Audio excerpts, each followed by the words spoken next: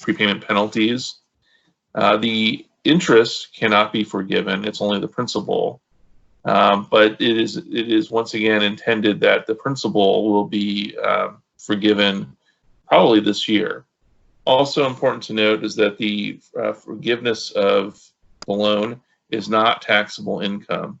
Under U.S. tax law, typically when a taxpayer substantially modifies debt, the forgiven principal is taxable income. But the CARES Act eliminates that part of the Internal Revenue Code as applied to these loans. The loan forgiveness is for an 8-week period that begins on the date of funding of the loan, and which is also an important measuring period as companies figure out which expenses they intend to slot into that 8-week period. And loan forgiveness is also reduced if a business decides to furlough employees during the time period. This fund is likely to run out this week or next if it's not propped up through additional funding. The additional funding includes possible rounds of funding include additional action by Congress, which could happen as early as this week. Also, another lifeline could be the Federal Reserve. The Federal Reserve has indicated in its minutes that it intends to add another $300 or $200 billion to this fund, which could make it more widely available. It also applies to religious organizations. So there are churches, mosques, synagogues who are also applying for these funds. The other lifeline for business is the Economic Stabilization and Assistance to Severely Distressed Sectors Fund, or as it's, I think, commonly referred to, the slush fund. This is a $500 billion fund but it's really more of a $2 to $4 trillion fund when it's fully capitalized by the Federal Reserve. It sets aside specific amounts to be spent on certain industries.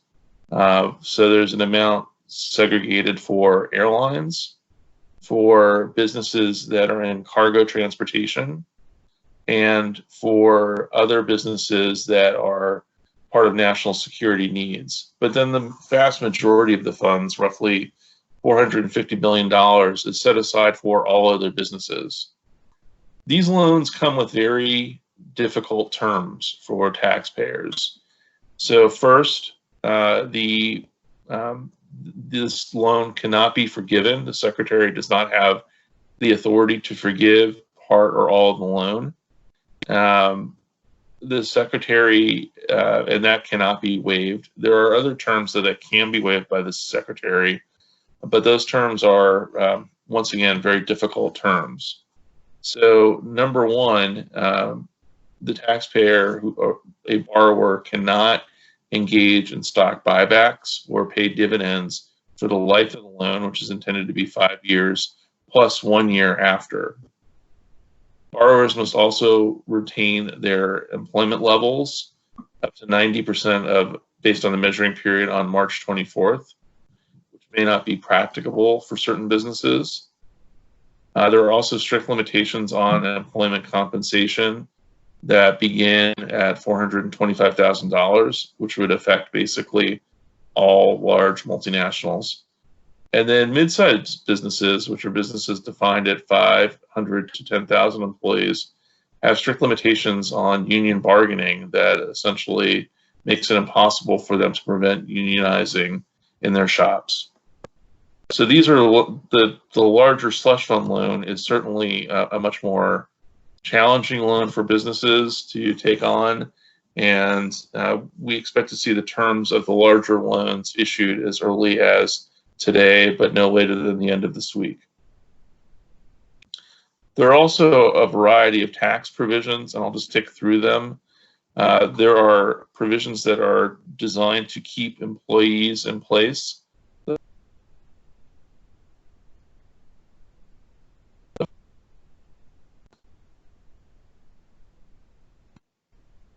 Josh, I think you're cutting out a little bit. Okay, keep going ahead. Go ahead. Yep, you're back. Nope, sorry. Okay, sorry about that.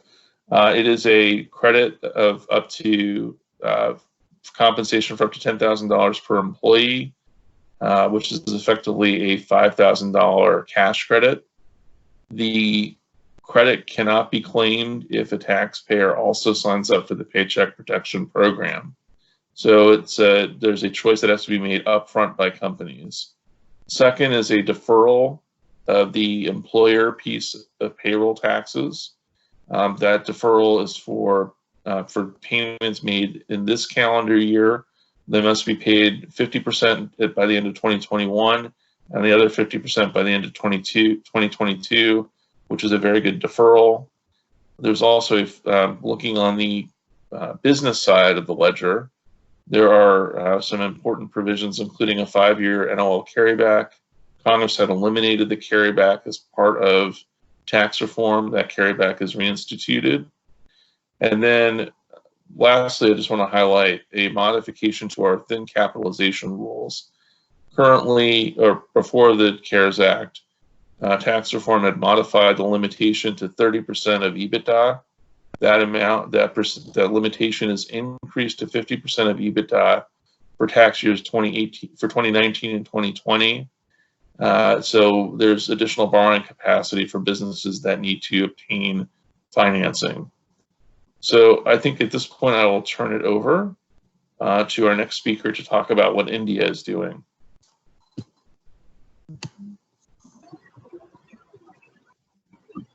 Thanks, Josh. Thank you, Josh, for the discussion on the American economy and the stimulus offered by the American government. Now let me try sharing my screen. Just give me a moment. And you will see the presentation that I'm going to speak about right now. Amy, can you see this on the screen? Yeah. Yeah, okay, all right. So hello, everybody. Thank you so much for registering to this event and finding the time for attending the webinar. My name is Kaushalya Venkatraman, and I'm a partner at the corporate practice of Chandiok and Mahajan. I'm joined by Pooja Mahajan, who's our managing partner, and together we'll be talking about how the Indian economy has been hit by COVID-19, what our government has done by way of relief measures, and what are certain key reforms in the insolvency space where the government has provided some breather to the economy. As many of you are aware, as I can see there are a lot of Indian participants here. Beginning March 25th, 2020, India went on a complete lockdown for 21 days, with the exception of certain essential services. The lockdown created waves in the economy and the society, and the Indian government tried to address some of these through various social welfare and financial packages to create stimulus in the economy.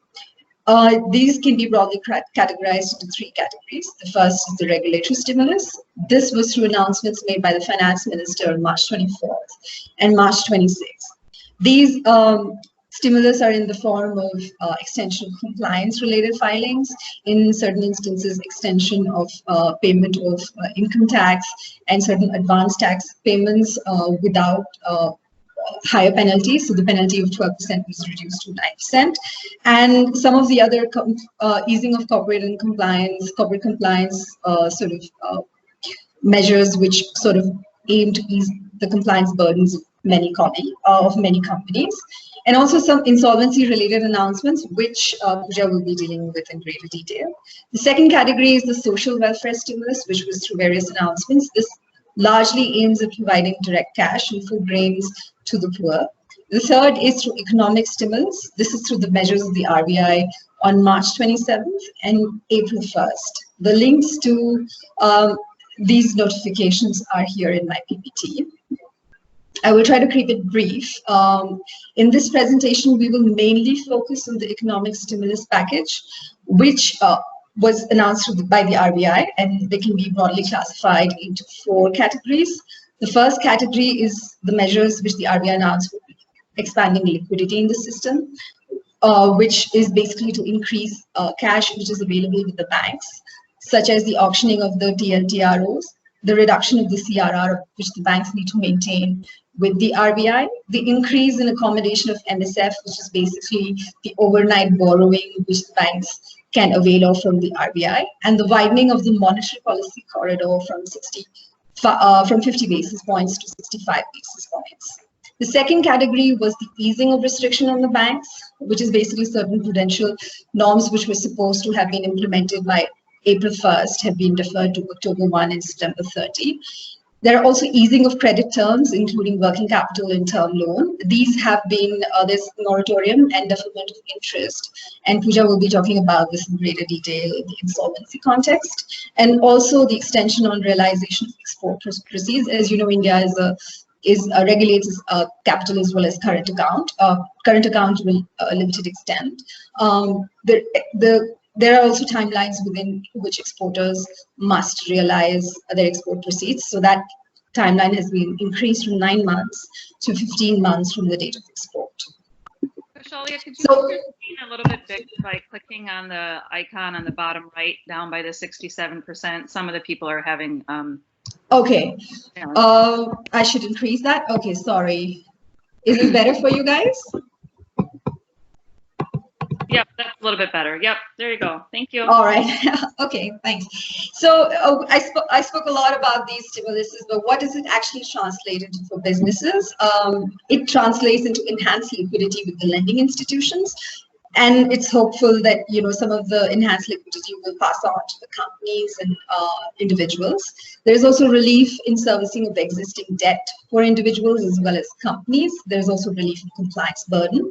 And there's relief in realizing money under the exchange control laws. And for small businesses who have less than 100 employees earning less than 15,000, there's also relief on the EPFO burden because the government is paying both the employer and the employee share.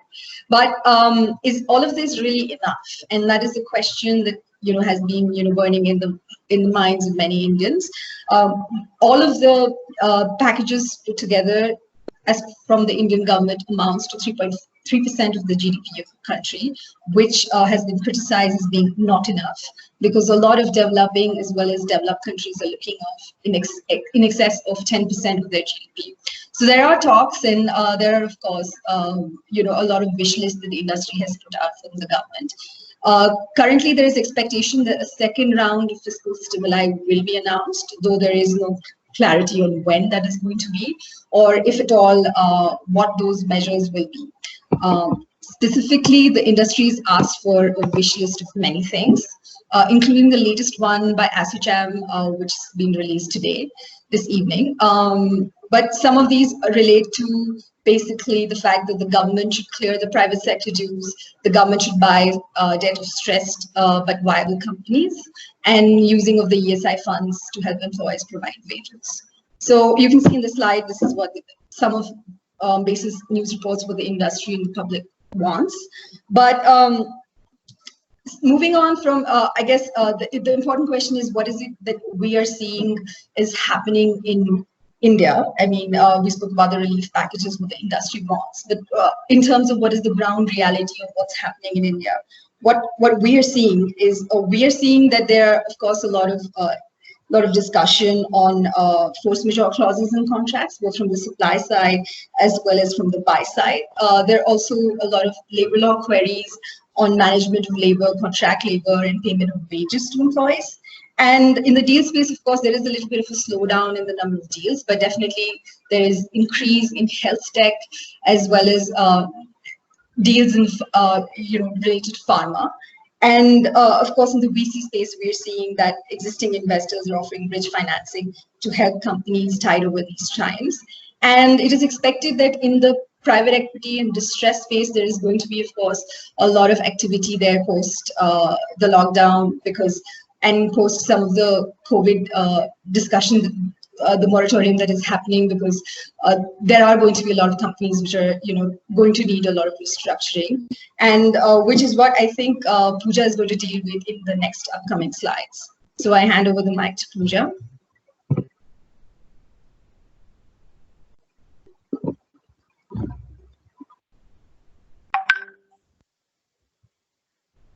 Pooja, go ahead. You can, I think, yeah, you've unmuted, so you can. I am, I think, yeah. Okay. Let me just share my screen as well.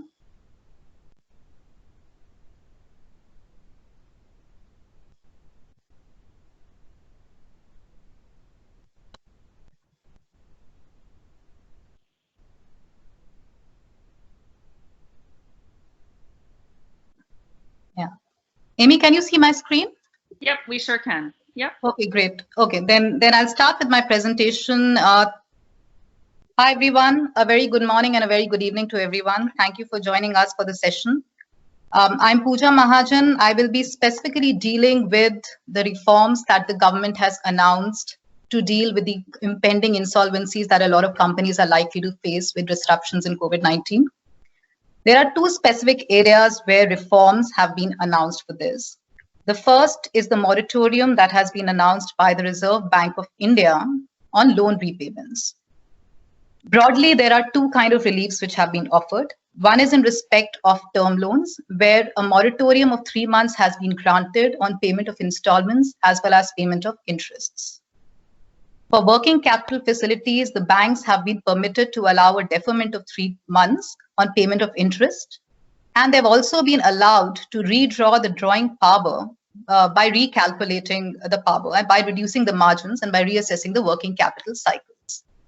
RBI has also clarified that all of this moratorium, deferment, and change in credit terms by itself will not result in asset classification downgrade. So in effect, as of today, there is some relief given to the borrowers across sectors for a period of 3 months. There are a couple of issues that I would like to talk about in the context of the moratorium given by the RBI. The first issue deals with the way the language of the circular reads. The RBI moratorium, by way of its language, does not seem to imply an automatic moratorium on loan repayments. What it does is it gives permission to banks to come up with bank-approved policies and then to permit the moratorium for various borrowers, be it in case of term loans or working capital. Pooja, can I ask you to make your screen a little bit bigger also, down in the right-hand side? Okay. Either making the slides bigger or that button on the furthest right will make it full screen. Is this okay? Yep, that's a little bit better. If you hit the full screen button, that button to the right of the 98%, that will make it go full screen too. Yeah? No, that's not. I think it's good. Yeah, one more time. There you go. That's better. That's better. Okay, okay. Sorry for that. So in terms of the language of the circular, it's worded as a permission to banks to allow the moratorium. And what has happened after that is that different banks have come out with various policies as far as moratorium is concerned. While some banks in India are going in for an opt-in approach, where a borrower has to specifically opt in to avail the moratorium. Some banks are following an opt-out approach, where there is an automatic moratorium given to the borrowers. And if someone does not want to avail the moratorium, they have to opt out. While certain other banks, especially NBFCs, are taking a more case-by-case approach. There is a lot of confusion right now because there seems to be some directions by the RBI, some conflicting directions by the RBI to banks as to whether this moratorium is automatic or not. So that's something that needs to be clarified on an urgent basis. Other than that, the issue which really arises in terms of the language of the circular is that moratorium has been given for term loans and for working capital. As of now, there doesn't seem to be any moratorium given for corporate bonds, moratorium for public debts, and that has also led to some concerns in the market, especially in the context of non-banking finance companies in India, and even banks to a certain extent. A lot of them have investments in these bonds. And the concern which has really been raised is that in the absence of a moratorium, how would the corporate bond market really operate in the current scenario?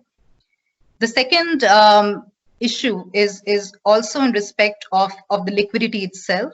So where non-banking finance companies are not able to increase their collections on account of the moratorium. On the other hand, they are also maybe restricted from getting any moratorium as far as their loans to banks, their loans from banks is concerned. So a lot of banks in India right now are reading the RBI circular to mean that moratorium does not apply where the borrowers is another finance company, such as a non-banking finance company. And that has also led to some unrest in the market in terms of how exactly the two will match. Other than the RBI moratorium, the other set of reforms announced by the government deals specifically with insolvency and bankruptcy code.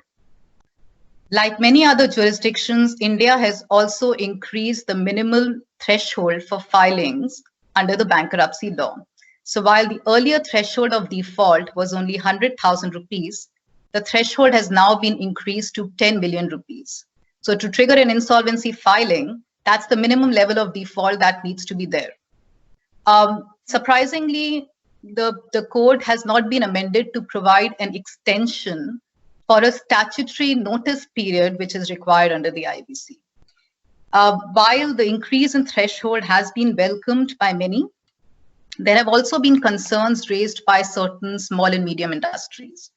A lot of these MSMEs had a leverage over their large corporate customers by way of the IBC proceedings. And a lot of them were able to recover monies from the large corporates threatening an IBC proceeding. A lot of MSMEs, in fact, have complained that an increase in threshold may actually be counterproductive for them, and they may end up losing that leverage. The other big announcement made by the government is that it may consider suspending all insolvency filings for a period of 6 months. Now, there's no specific amendment or reform that has been announced as of now. The government is following a wait and watch policy. And what they have said is that till 30th April 2020, they will monitor the situation. And if the situation does not become better, they may consider suspending all insolvency filings for 6 months. A couple of concerns that have been highlighted in this kind for this kind of suspension is the banks are expecting a parallel relaxation in provisioning norms if there was a suspension of insolvency filings. There have also been concerns raised as to whether voluntary filings by corporate debtors who genuinely feel the heat of COVID-19 disruptions and feel that they will be unable to restructure their loans, whether they should be allowed to go under the IBC for voluntary restructuring. The other big concern which has been raised is the scope of the suspension, whether the suspension will extend to all accounts or will it only extend to accounts that go into default on account of COVID-19 disruptions. The other issue is whether these suspensions will apply to all creditors or will it only apply to certain category of creditors, for instance, financial creditors, as opposed to trade suppliers or operational creditors.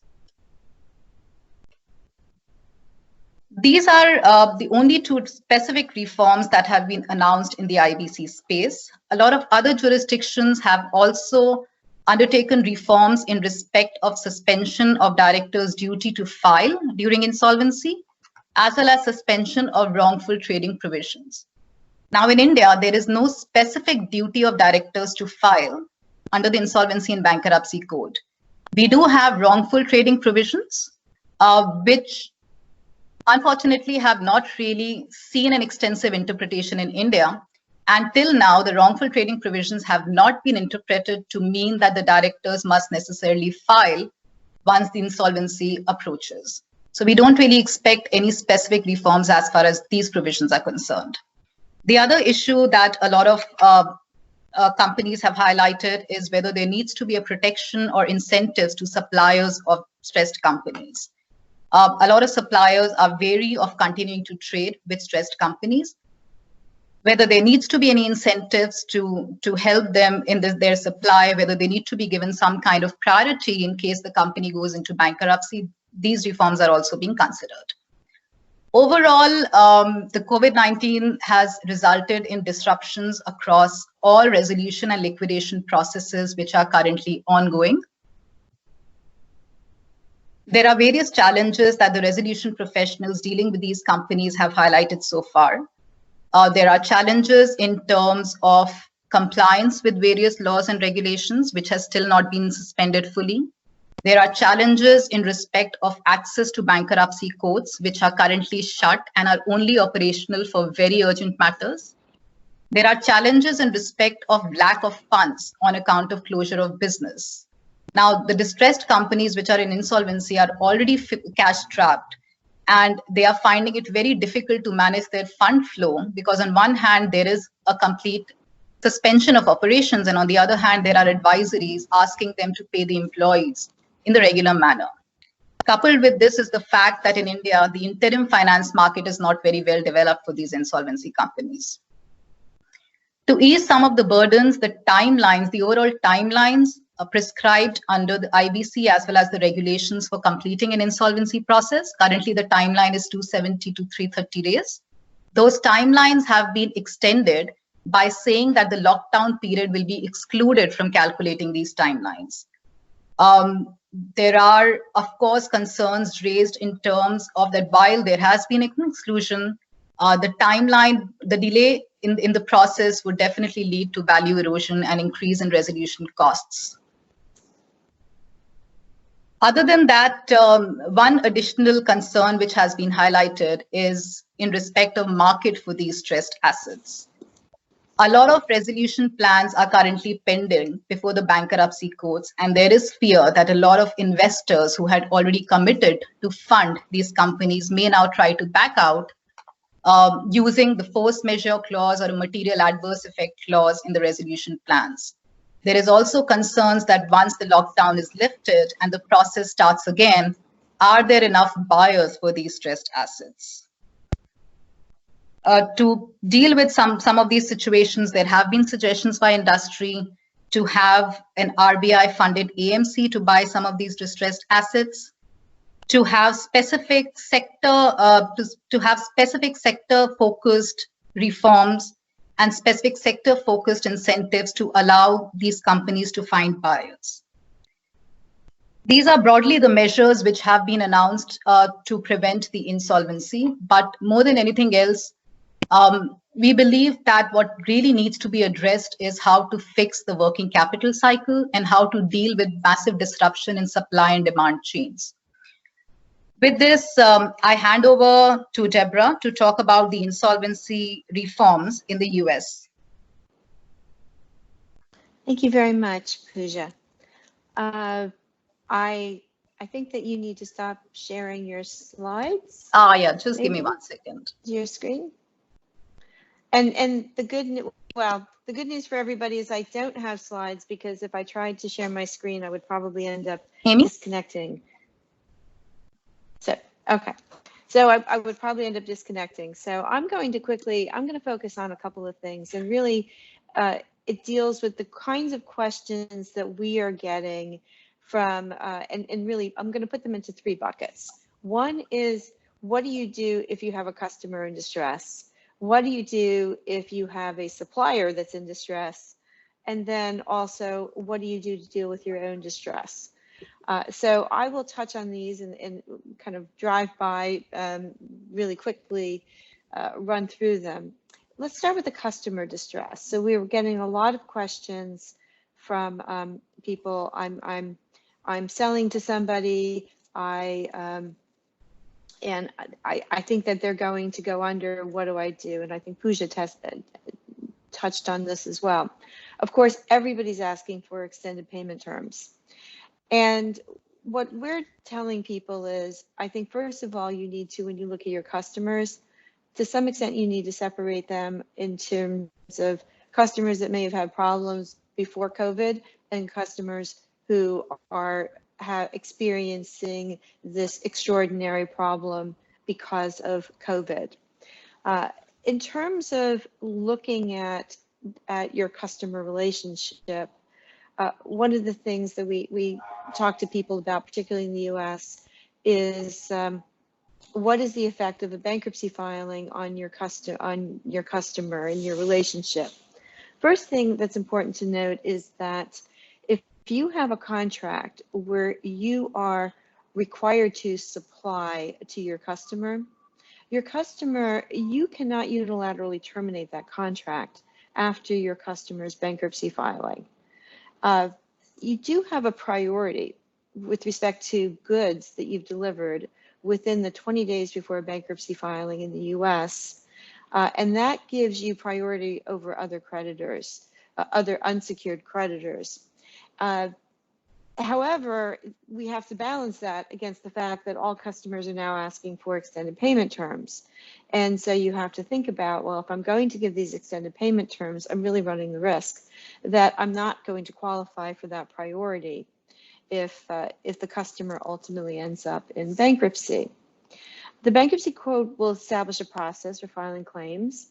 And then also your customer, if there is a contract, will have the opportunity to decide whether it wants to keep that contract or not. And one of the things that I've said to people is that it's important to recognize that suppliers and vendors, particularly if you are supplying somebody and you are a sole source, or it's very hard to resource what you're supplying, the likelihood is that you will not be, the goal of most bankruptcies is not to affect those relationships unless you have a contract that your customer believes is extraordinarily burdensome and worth renegotiating. So that's the good news.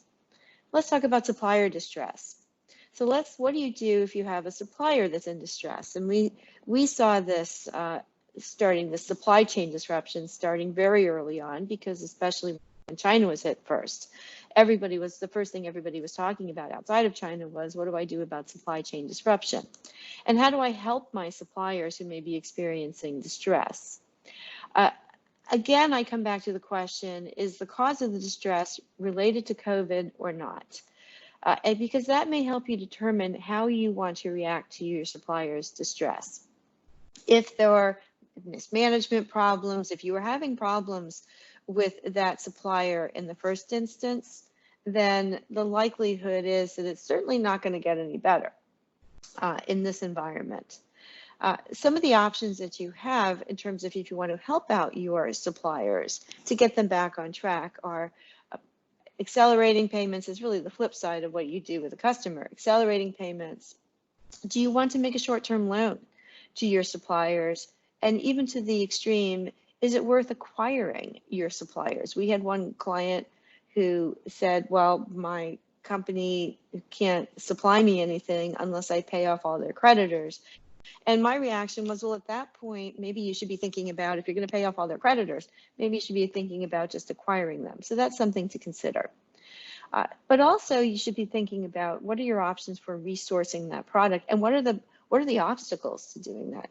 Again, if you have a contract with that supplier and you've agreed that you're going to buy from the supplier, or minimums or their exclusivity provisions, and in the US, if that supplier goes into bankruptcy, you cannot terminate that contract. But you also have to think about, if you do terminate that contract, does your supplier have your tooling? Does your suppliers have your materials? Do you have access to the intellectual property that's needed to actually do the retooling and do the supply production yourself, or to move that to another source? So those are the things that we've been dealing with for a long time. Those are some of the issues. And finally, let me touch upon, what do you do when you're facing distress yourself? And this is, of course, a very difficult situation, and it's a difficult problem. One of the things I will say is that what we're seeing is a lot of people that are coming to us saying, we have COVID, our business is shut down, we have to file for bankruptcy. First of all, it's important to note in the United States, there's no mandatory bankruptcy filing requirement. Secondly, I would say, and I've had this conversation with a lot of other US restructuring professionals, it's as if somebody pushed a giant pause button. Everything is a little bit frozen. Nobody's really taking, unless you had some problems with your business before this crisis started, we don't really see a lot of people taking precipitous actions to call defaults on their borrowers, landlords. I mean, landlords, I don't even know how they would begin to try to evict a tenant in this environment. So I think the first thing to do is to take a step back, take a deep breath, and say, let's think about what we have, what we don't have, and what the future is going to be like. When dealing with your customers and your suppliers and your lenders, I think the two key principles are transparency and credibility. Again, did you have a good relationship before this happened? If you had a good relationship, the likelihood is these parties are going to work with you. But what you have to think about for your business, and this is sometimes a challenge, especially for smaller businesses, is, do I have kind of good governance in place in terms of how I'm dealing with all my intercompany relationships and my family members, And so that I'm going to inspire confidence in the other parties who are counting on me. A lot of people have talked about liquidity options. Cash is king. So you should be exploring what you need to do to shore up your liquidity, which may include making very difficult decisions about who gets paid and who doesn't get paid. For your vendors, I suggest you put them into buckets. Who are the key vendors who, if you lost them, you would not be able to really replace them effectively? Who are parties to contracts? Who and what contracts may be terminated? Keep track of your upcoming critical dates. That could be if there's a borrowing-based redetermination, if there are upcoming loan maturities, or even if there are expiration dates under your contracts, or automatic renewals for contract that you may not want to keep. More often than not, we see people try to get out of contracts that if they had just exercised their right to not renew in the time period, they could have gotten out of the contract. Finally, communicate. And this is not just, again, to your suppliers, to your customers. Communicate with your employees. Let people know what's going on. Let people know what your plans are. And I would say don't panic, because what I've said to people is, everybody said, try to do an operating budget. Try to do a budget that shows how you think you're going to manage through this. And then do a budget which is on the other side of this. How does your business look? Because really it's that second budget that's going to be important. We will come out of this. Some businesses will fare better than others. But while this is happening, you should be also planning for the future, keeping people informed, keep your constituencies informed, and then work through those problems. So with that, Amy, I'll turn it over for questions for everybody. Great. Thank you. Thanks, Deb, and thanks to all of our speakers today. I think that was a really thoughtful analysis, both in terms of what governments have done and potentially will be doing to support companies and businesses in the next few weeks, as well as some of the considerations that we ought to be thinking about when we get to some of those hard decisions. So thank you. First, I did want to make everyone aware that today's presentation is being recorded. I did start it a few minutes late, so we only missed the first minute or two of my remarks, but everyone will be able to click on this link again to view it, as well as the presentations. Kaushalya and Pooja and Josh, a few of the speakers or guests have asked for a copy of the presentation. If you do want to share a copy of the presentation, you can go to the chat box that says show conversation. And at the bottom of the chat box, there's a little paperclip icon where you can attach your presentation and send it to everyone here in the meeting for those people that want to download a separate hard copy of your presentation. So if you do want to share your presentation that way, feel free. And then, as I said, everything will be recorded. Everyone is on mute right now. You have two ways to ask questions. You can either click on the box that says show conversation or hide conversation and type in a message there, and your message will be viewed by everyone in the room, and we can look at questions that way. If you prefer to ask the question, you can unmute your microphone, which is on the center bar there. And if you also want to make yourself visible, if you have a camera either on your computer or your device, you can hit the camera button so that we can see you. And that way you can see you while you ask the question. So I'll go ahead and let everyone give a chance. If you do wish to unmute yourself, go ahead and hit the microphone button to unmute yourself to ask a question, and we'll wait here for a second to see if anyone has any questions.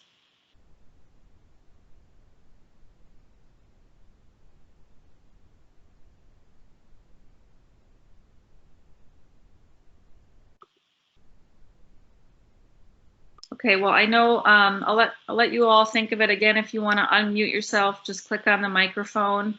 Otherwise, you can go ahead and type the question into the box. We do have one question in the chat box right now that I'll read.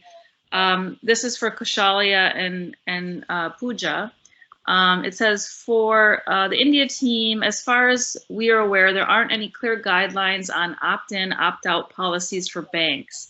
Could you give some more clarity on this and the thought process of the Indian banks, please? I believe there is no RBI circular on this. So, hi, Amy. I'll take that. I'll take that. So, Andrew, you're right. What we have is the RBI circular, which really gives permission to banks to give these moratoriums.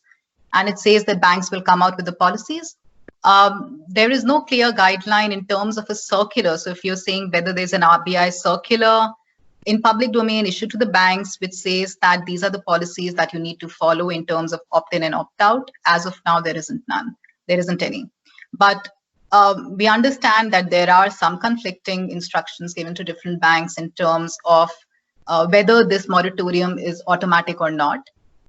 As of today, the various, at least from public information, it's clear that the banks are still going with their own policies.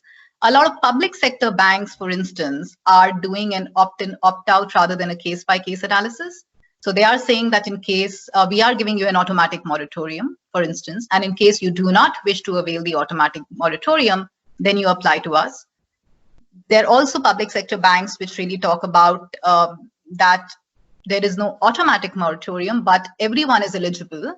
So if you tell us that you want to avail the moratorium, which we will be giving you the moratorium. As far as the thinking of the banks is concerned, I understand there are some banks that are not very happy with the RBI's instructions to some of them saying that you should do an automatic moratorium. So as of now, there is no public circular available, but there are some discussions going on between banks and RBI in terms of the policies for opt-in, opt-out, and also whether this moratorium is automatic or needs to be applied on a case-by-case basis. Great, thank you, Pooja. That's very helpful. Again, if anyone has any questions, they can unmute their microphone and ask the question that way. Otherwise, you can type your question into the chat box in the show conversation. We do have one more question coming in that way. I think this is directed at Josh. For the U.S. Payment Protection Plan, can self-employed independent sole proprietors file for relief? If so, how would one calculate how much to claim? If you use January through March 2020 average monthly income, for example, and what else can be included when applying? So Josh, do you have any thoughts on individuals for that relief? Yes, so the PPP is accessible by sole practitioners or sole proprietorships. There is a calculation that looks to payroll for 2019, and there are instructions on the amount that can be claimed. I think there's a limitation of $20,000 of payroll effectively for self-employed individuals. So the calculation and the instructions on the Treasury website explain the amount a sole proprietor can claim for the payroll purpose. Okay, thank you. We don't have any more questions in the chat box. Again, I'll see if anyone on the line wishes to unmute themselves to ask a question over the video function, or you can ask a question in the chat box as well.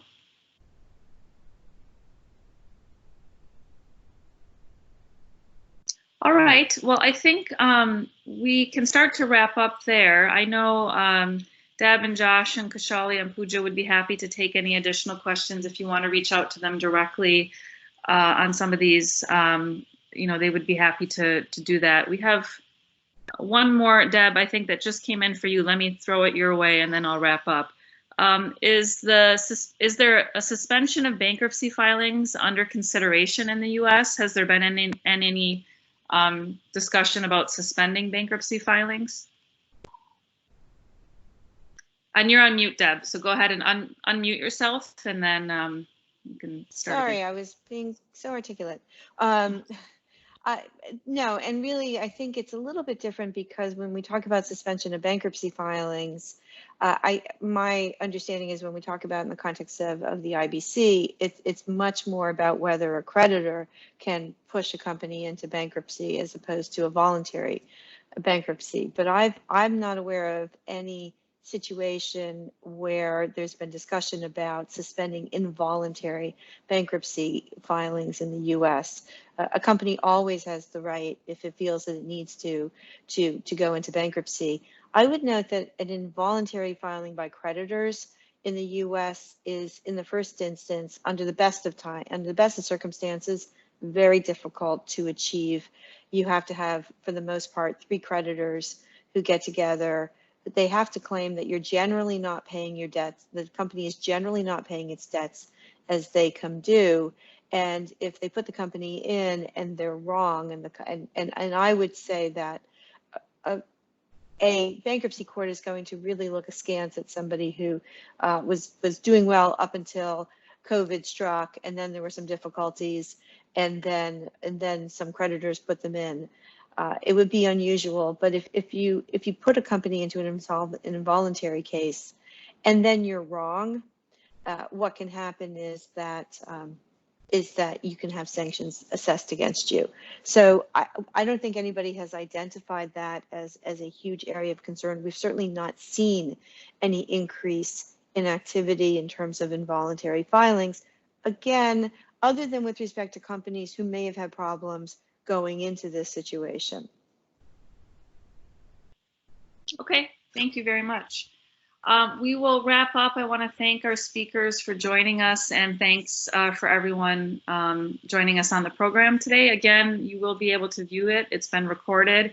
And if Josh and Kaushalya and Pooja want to attach their presentation, they can do so in the chat box with the paperclip icon.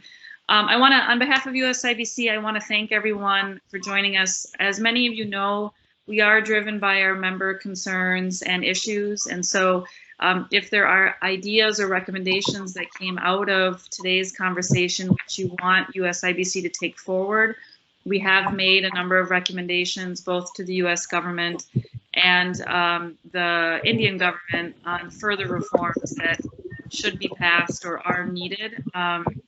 We're happy to continue to push those. So if you have more recommendations you think your business would like us to be encouraging the governments to consider, we're happy to take those into consideration. So please don't hesitate to reach out to us. I know my colleague Sandeep Samadar, who manages the legal services in Delhi, is with us as well. So for those of you based in India and can't get a hold of me due to the time difference, he'll be happy to talk to you about some of those recommendations. But I wish, most importantly, that everyone is staying healthy and well during this time, that you and your families are healthy and well, and colleagues. And I know we'll all get through this together. It's incredible use of technology to meet this way. And so Deb, Josh, Pooja, and Kaushalya, thank you so much for your remarks and presentations today, and look forward to staying in touch with everyone. So thank you.